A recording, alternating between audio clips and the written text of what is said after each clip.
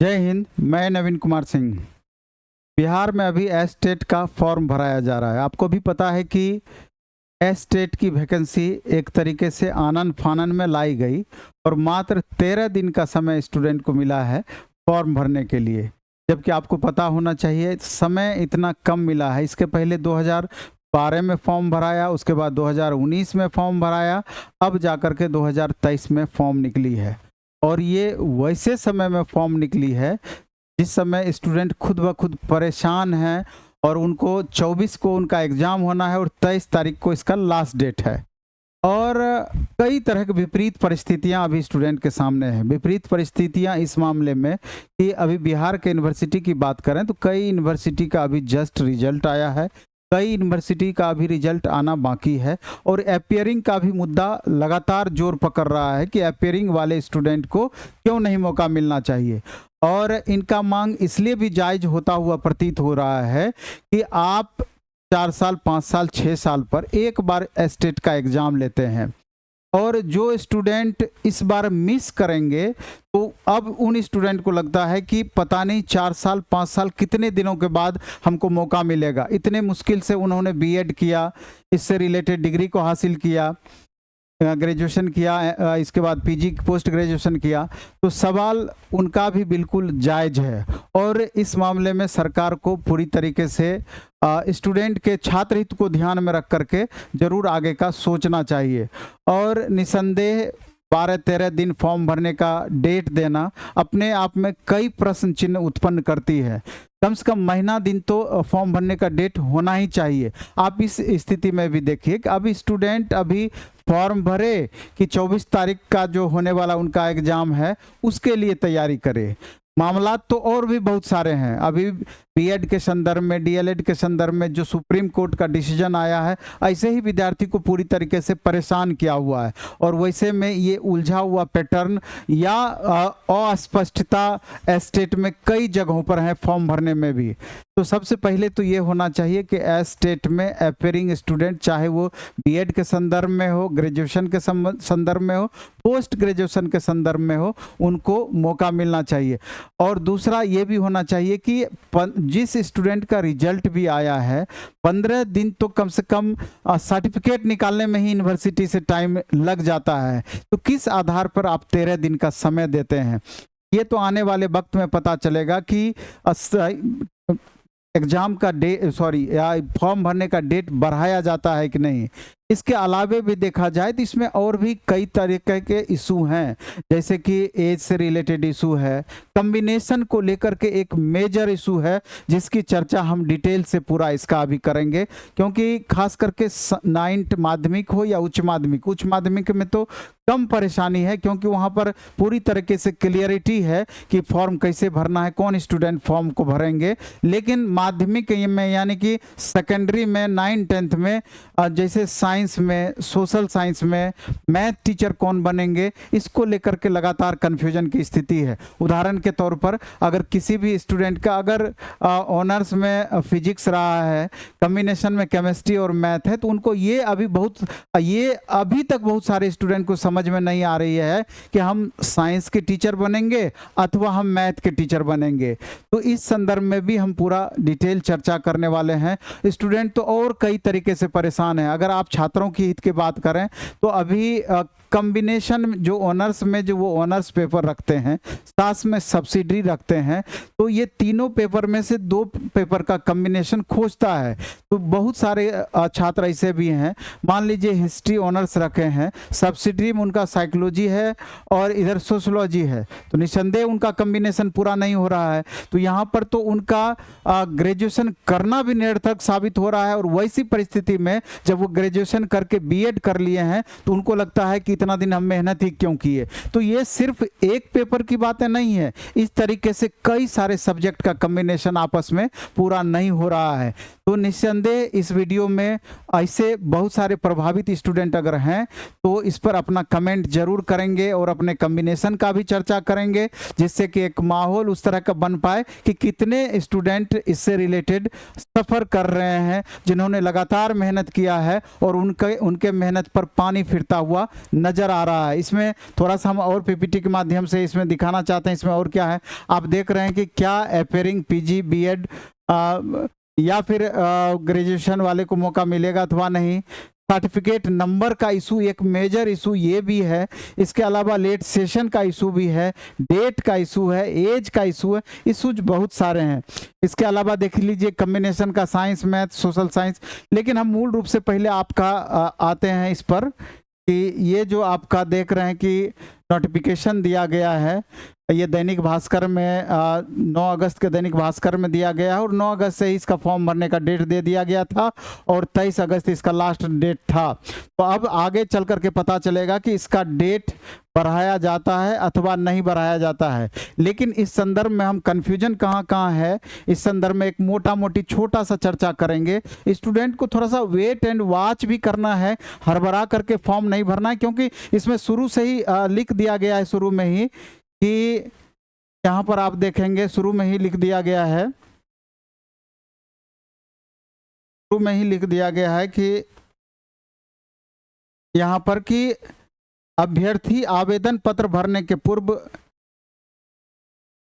सभी अभ्यर्थियों को निर्देश दिया जाता है कि ऑनलाइन परीक्षा आवेदन पत्र एवं परीक्षा शुल्क जमा करने के बाद भरे गए आवेदन पत्र को पुनः एक बार ध्यानपूर्वक जांच कर लें और यदि कोई त्रुटि हो तो अपने यूजर आईडी एवं पासवर्ड के माध्यम से ऑनलाइन परीक्षा आवेदन पत्र में त्रुटिपूर्ण विवरण को ऑनलाइन परीक्षा आवेदन पत्र भरने की अंतिम तिथि तक समिति के वेबसाइट पर क्लिक कर निश्चित रूप से सुधार कर लें और इसके बाद किसी भी परिस्थिति में आपको सुधार की गुंजाइश नहीं आगे चल करके बनेगी। यहाँ कौन कौन सा प्रमाण पत्र लगना है, क्या क्या सारा कंडीशन आपका दिया हुआ है। लेकिन इसके पहले हम चलते हैं मूल बातों पर, जहां आपका कम्बिनेशन को लेकर के कहाँ इशू है। बाकी तो आप देख रहे होंगे यहाँ सबसे पहले जो हम आते हैं, चूंकि आप फॉर्म भर रहे होंगे तो हर चीज़ से वाकिफ़ होंगे और हर चीज़ को बड़ा गौर से आप देखे होंगे। लेकिन फिर भी कहीं कहीं कन्फ्यूजन की स्थिति बनती है। जो छात्र हमसे क्वेश्चन करते हैं उसके आधार पर यहाँ कुछ बातों पर चर्चा हम कर रहे हैं, क्योंकि ये जो आपका क्वालिफिकेशन है, कितना मार्क्स आपको कितना % होना चाहिए, ये सब निश्चित रूप से आप देखे होंगे। सब्जेक्ट को लेकर के भी आप देखे होंगे कि सब्जेक्ट के साथ साथ क्या कम्बिनेशन रहता है। लेकिन कुछ बातों पर हम गौर कराना चाहेंगे, उस पर आप निश्चित रूप से ध्यान देंगे। गौर कराने बाद विषय समूह में सबसे पहले हम आएंगे। अब देखिए गणित, अगर हम गणित की बात करें तो यहाँ जैसा कि आपका लिखा हुआ है कि स्नातक स्तर पर गणित के साथ स्नातक स्तर पर, यहाँ पर देखिए हम थोड़ा बड़ा कर दिए हैं, थोड़ा सा आसानी हो जाएगी देखने में। लिखा हुआ है कि स्नातक स्तर पर गणित के साथ भौतिकी, इलेक्ट्रॉनिक्स, कंप्यूटर साइंस, रसायन विज्ञान, सांख्यिकी विषय में से कोई 2 विषय स्नातक स्तर पर पठित हो अथवा इंजीनियरिंग से स्नातक जिसमें गणित की विशेषज्ञता हो। इस क्रम में स्पष्ट किया जाता है कि स्नातक स्तर पर कंप्यूटर साइंस में BCA की योग्यता को सम्मिलित माना जाएगा। तो एक चीज तो यहाँ साफ निकल करके आपका सामने आया कि कंप्यूटर साइंस में जो BCA की डिग्री प्राप्त किए हैं वो भी आप गणित विषय के अंतर्गत फॉर्म भर सकते हैं। ये स्पष्ट है, इसमें किसी को कन्फ्यूजन नहीं होना चाहिए। और गणित के साथ कॉम्बिनेशन फिजिक्स का बनेगा, इलेक्ट्रॉनिक्स का बनेगा, कंप्यूटर साइंस का बनेगा, केमिस्ट्री का बनेगा, सांख्यिकी विषय में से कोई 2 विषय सांख्यिकी का बनेगा और इसमें से कोई 2 है। अब आकर के गौर करने वाली बात है, गौर करने वाली बात यहाँ पर यह है कि बहुत सारे छात्र मेरे पास आते हैं कि सर हमारा फिजिक्स ऑनर्स है तो क्या हम साइंस टीचर बनेंगे ना। अब आपको ये समझना है कि अगर ग्रेजुएशन में अगर फिजिक्स ऑनर्स है, सब्सिडरी में केमिस्ट्री और मैथ है, तो निस्संदेह आप मैथ टीचर के लिए एलिजिबिलिटी रखेंगे, क्योंकि टीचर साइंस में एक साइंस टीचर होते हैं, दूसरा मैथ टीचर। अलग से फिजिक्स टीचर नहीं होता है, अलग से केमिस्ट्री टीचर आपका नहीं होता है। बहाली इस तरीके से नहीं निकलता है। जब भी बहाली आप 2012 एस्टेट उठा करके देख लीजिए, 2019 एस्टेट उठा करके देख लीजिए और यहाँ पर देख लीजिए, चर्चा जो की गई है गणित, विज्ञान, सामाजिक विज्ञान और भाषा, यही 4 विषय की चर्चा की गई है। तो जिन स्टूडेंट का फिजिक्स ऑनर्स रहा है साथ में मैथ है, हमेशा गणित विषय में भरेंगे। अगर उनको लगता है कि अगर गलती से वो साइंस भर देंगे तो आगे चल करके जब प्रश्न पत्र आपको मिलेगा तो वहाँ साइंस में बायो भी आपको मिलेगा, जहाँ जो कि आप कभी पढ़े ही नहीं हैं, आपके लिए मुश्किल की स्थिति पैदा हो जाएगी। इसलिए जिनका केमिस्ट्री ऑनर्स है, साथ में मैथ और फिजिक्स है, निश्चित रूप से गणित वाले समूह में भरेंगे। मैथ ऑनर्स है, फिजिक्स केमिस्ट्री है, गणित वाले भी भरेंगे। और फिजिक्स ऑनर्स है, गणित और रसायन विज्ञान है, तो वो गणित विषय में ही भरेंगे। और साथ में जिनका कंप्यूटर साइंस है, गणित विषय पढ़े होंगे, साथ में इलेक्ट्रॉनिक्स है, गणित विषय साथ में पढ़े होंगे, सांख्यिकी है, गणित विषय पढ़े होंगे, वो गणित विषय में ही भरने के पात्र हैं। स्पष्ट इसको जान लीजिए। अब आते हैं विज्ञान। तो विज्ञान में स्पष्ट लिखा हुआ है कि स्नातक स्तर पर जंतु विज्ञान यानी कि प्राणी विज्ञान, वनस्पति विज्ञान एवं रसायन शास्त्र विषय में पठित हो अथवा इंजीनियरिंग से स्नातक हो। अब देख लीजिए कि इंजीनियरिंग जो किए हुए हैं बीटेक, वो इस कंफ्यूजन में ना रहें कि हम बीटेक किए हैं तो हम साइंस टीचर बनेंगे, आपको गणित में ही जाना है। यहाँ वैसे इंजीनियरिंग की बात की जा रही है कि जो बायो से रिलेटेड है, जैसे बायोटेक्नोलॉजी या माइक्रोबायोलॉजी, ये सब विषय से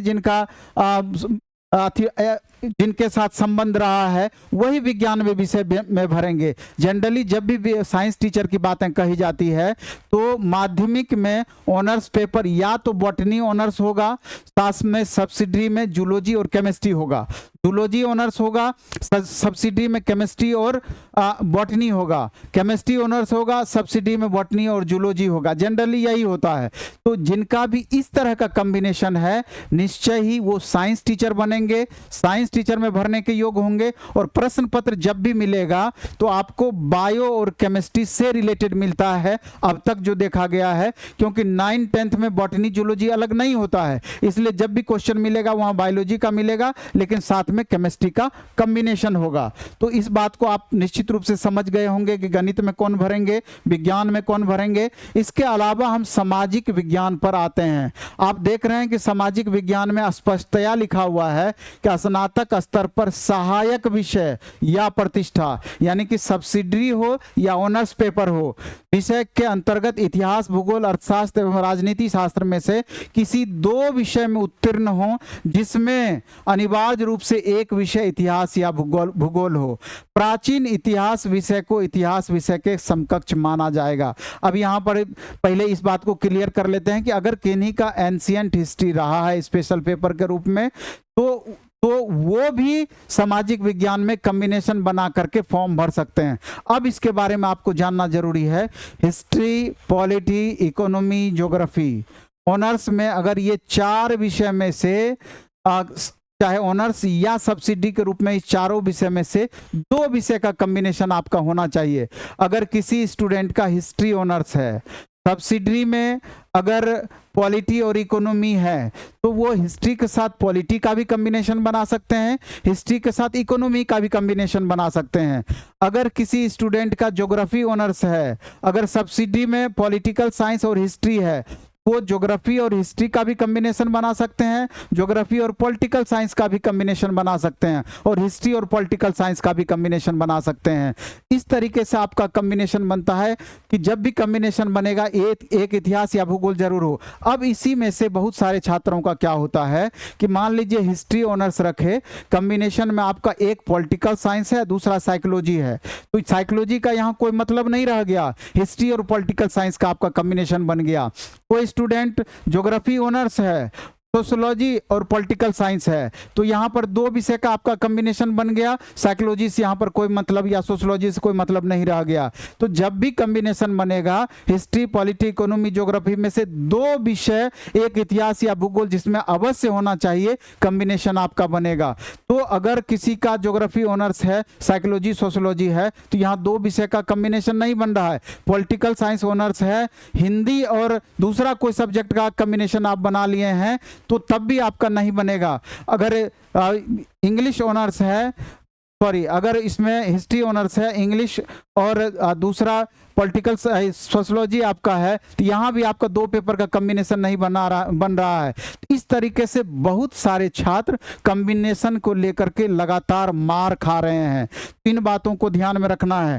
बाकी तो चूंकि और सब जो अन्य मुद्दे हैं, आप लिखा हुआ है भाषा से संबंधित विषय, भाषा से संबंधित विषय में दिया हुआ है माध्यमिक शिक्षक के पद हेतु भाषा से संबंधित भाषा विषय यानी लैंग्वेज सब्जेक्ट के रूप में स्नातक स्तर पर पठित होना अनिवार्य है। मतलब कि एक पेपर लैंग्वेज का पढ़ना आपको जरूरी है, तभी आप भाषा इंग्लिश हो अथवा हिंदी हो पेपर रख सकते हैं। स्पष्टीकरण के रूप में दे दिया गया है, शिक्षक शिक्षण एवं प्रशिक्षण को के किसी भी उपाधि की मान्यता के बिंदु पर अथवा किसी उपाधि विशेष के समतुल्य के बिंदु पर किसी भी प्रकार के विवाद की स्थिति में एनसीटीई के परामर्श से विभाग का निर्णय अंतिम होगा।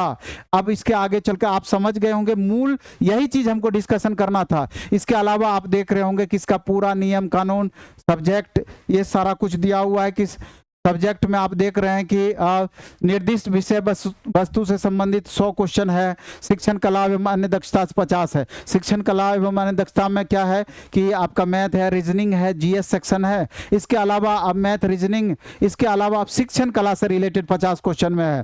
तो आगे चल करके हम क्या करने वाले हैं कि कोई भी एक सब्जेक्ट का 2012 या 19 का क्वेश्चन पेपर 150 क्वेश्चन लेकर के एक स्पेशल हम डिस्कशन डिटेल करा देंगे, तो आपको आइडिया आ जाएगा कि किस तरह का प्रश्न पत्र इससे पहले पूछे गए हैं, किस तरह का प्रश्न पत्र आगे चल करके पूछा जा सकता है। और इसके अलावा हम बता देना चाहते हैं कि एस्टेट का प्लेटफॉर्म बाय नवीन कुमार सिंह ऐप पर और प्लेटफॉर्म बाय नवीन कुमार सिंह सैदपुर मोड़ भिकना पहाड़ी सेंटर पर हमारा बैच भी स्टार्ट होगा। माध्यमिक के लिए अलग होगा, उच्च माध्यमिक के लिए अलग होगा, लेकिन अभी अनाउंस इसलिए नहीं कर रहे हैं कि अभी डेट आपका बढ़ाता है कि नहीं, एग्जाम कब तक संभावित हो सकता है, इन बातों का स्टडी किया जा रहा है। जैसे ही मामलों में स्पष्टता आएगा, इससे पहले आप 24 को एग्जाम भी दे लें, 24, 25, 26 को, और जैसे ही एग्जाम आपका समाप्त होगा उसके तुरंत बाद इसी महीने के लास्ट में आपका बैच भी स्टार्ट होगा। तब तक ये भी ज्ञात हो जाएगा कि डेट आपका बढ़ाएगा कि नहीं, तब तक ये भी ज्ञात हो जाएगा कि अनुमानतः कितने दिनों के बाद एग्जाम हो सकती है। तो चूंकि हमारा 2012 का भी बैच चलाए थे, 2019 का भी बैच चलाए थे, और लगातार स्टूडेंट का 90%, मोर देन 90% स्टूडेंट का रिजल्ट भी हुआ था। तो इसलिए इस बात को आप विश्वास में रख करके, इस बात पर विश्वास अपना कायम करके, जिस तरीके से अभी टीचर में इतने बेहतर तरीके से टेस्ट वगैरह कंडक्ट करवाया गया, तो आगे चल करके एस्टेट का भी स्पेशल हम टेस्ट भी दे सकते हैं। बैच तो इसका स्पेशल ऑनलाइन और ऑफलाइन दोनों मोड में रहेगा ही रहेगा। इसके लिए अगर आप टेलीग्राम चैनल हमारा प्लेटफॉर्म बाय नवीन कुमार सिंह, उस पर जाकर के इसका डिटेल वहां भी जानकारी देते रहते हैं, और नवीन कुमार सिंह यूट्यूब चैनल पर भी आपको जानकारी इसका नेक्स्ट एस्टेट बैच का भी मिलते रहेगा। लेकिन हम चाहते हैं कि कमेंट बॉक्स में अपने कमेंट, सब्जेक्ट का कमेंट आप जरूर करेंगे, जिससे कि हमको भी एक मोटा मोटी आइडिया आ पाए कि किस किस सब्जेक्ट के स्टूडेंट मैक्सिमम संख्या में चाहते हैं कि एस्टेट का अगर क्लास आपको करना हो तो वो आप उस तरह का बैच हम अधिक से अधिक देने का कोशिश करेंगे, क्योंकि सब्जेक्ट का कॉम्बिनेशन बहुत है, सब्जेक्ट बहुत है, हर पेपर को चलाना हमको लगता है कि वो संभव नहीं हो पाएगा। तो अगर आप कमेंट करेंगे तो उस हिसाब से हम आगे जज करेंगे। चलिए इस वीडियो में इतना ही रखेंगे। नेक्स्ट फिर पुनः बहुत सारी भी इस तरह का मैटर जो भी होगा बन पड़ेगा, हम वीडियो लेकर के आएंगे और आपके कमेंट पर हम जरूर ध्यान देने का कोशिश करेंगे। धन्यवाद।